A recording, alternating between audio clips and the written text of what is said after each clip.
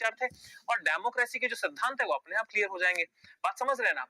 इसलिए integrated approach, समग्र दृष्टिकोण लेकर के हम आगे बढ़ने वाले हैं। इंटीग्रेटेड अप्रोच के साथ में हम कंटेंट को आगे लेंगे।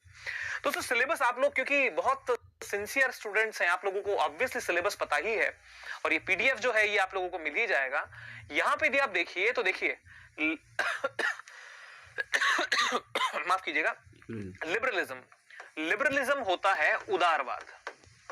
अब समझने वाली बात यह कि यदि उदारवाद को हम पढ़ रहे हैं तो उदारवाद की बेसिक बातें तो समझ लेंगे, लेकिन उदारवाद के पीछे भी हर जो वाद लगता है ना, इज्म, नेस, जो शब्द होते हैं, उत्ववाद, ये जो टाइप के जो प्रत्यय लग जाते हैं शब्द के पीछे, वो किसी ना किसी विचारक की ही उपज होते हैं। ठीक है, किसी ना किसी विचारक की ही उपज होते हैं। तो सबसे इंपॉर्टेंट जो होता है वो होते हैं आपके थिंकर्स।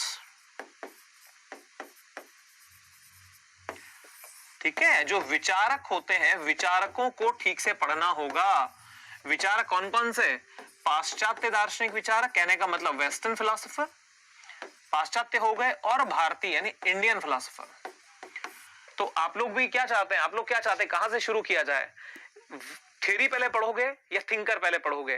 क्योंकि थ्योरी देता है थिंकर, तो यदि जड़ से चलोगे तो ज्यादा लाभ में रहोगे। इसलिए आप मुझे एक बार रिप्लाई कर दीजिए, जितने भी लोग हमारे साथ में हैं, आप लोग क्या पढ़ना चाहते हैं? आप पहले थिंकर पढ़ना चाहते हैं या पहले थ्योरी पढ़ना चाहते हैं? मैं आपके रिप्लाई का वेट कर रहा हूं।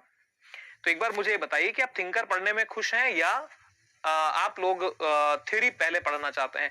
क्योंकि यहां से तो जज हो कि मैंने जो आप लोगों को बताया कि वो आप लोगों तक पहुंच भी पाया है या नहीं।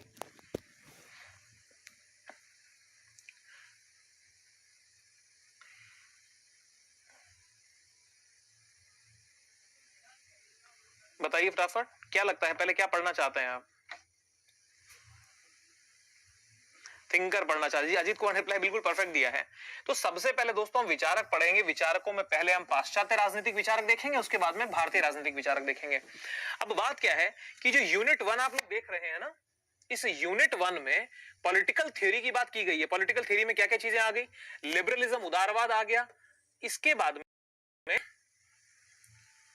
ये कंजर्वेटिज्म है, सोशलिज्म है, मार्क्सिज्म समाजवाद हो गया, मार्क्सवाद हो गया, फेमिनिज्म नारीवाद हो गया, इकोलॉजिज्म पर्यावरणवाद हो गया, ठीक है, कल्चरिज्म बहुसंस्कृतिवाद हो गया, और पोस्ट मॉडर्निज्म उत्तर आधुनिकवाद हो गया।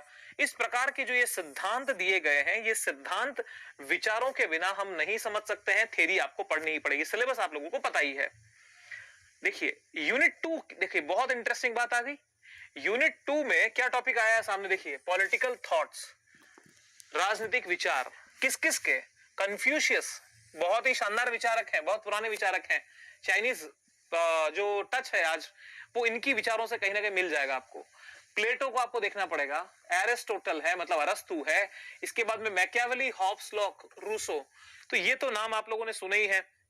इसके बाद में हीगल हो गया, आपके पास में वॉल्स्टनक्राफ्ट है, आपके पास में जॉन स्टुअर्ट मिल है, कार्ल मार्क्स है, ग्रैमशी है, हन्ना अरेंट है, फ्रेजेंट फैनन है, माओ जेडोंग है, जॉन रॉल्स है। रॉल्स के बारे में जैसा मैंने बताया था ना, जस्टिस या न्याय की दर्शन।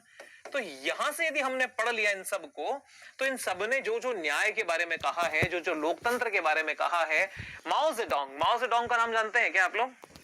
माओ जेडोंग किसे कहा गया है?